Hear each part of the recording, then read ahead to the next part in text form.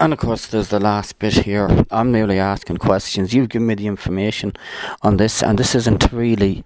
It says this is not a complaint, the bit I have here, but rather a request for information. So, a complaint within that, you can be saying why.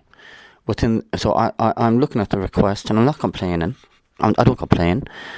Why is this? Is this right? Is this wrong? Whatever. I'm not complaining. I'm just asking why.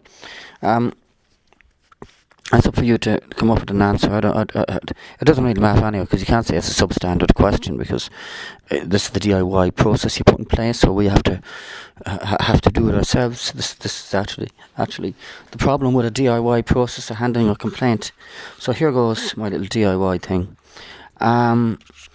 It says autistic spectrum disorder services offered by Hammersmith Fulham Learning Difficulty Service.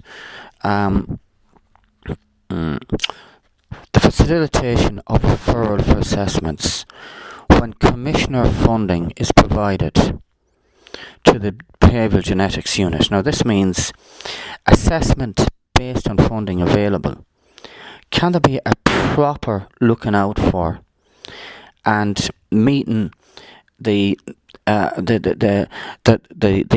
targets that they should be meeting, and getting all the people out there that are autistic and getting them tested? If it's so subject to funding that you can't do it with everyone if you try. In other words, you can't get the total number of people who've possibly got autism tested because there are funding restrictions.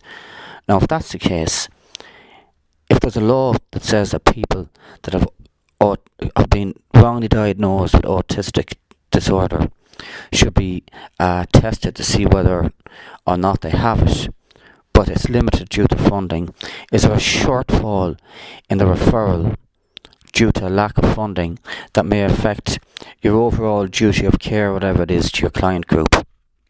It's ridiculous to ask a mental health patient to do this, to come up with this type of analysis, but that's the way you've set this thing up. You mightn't be happy, but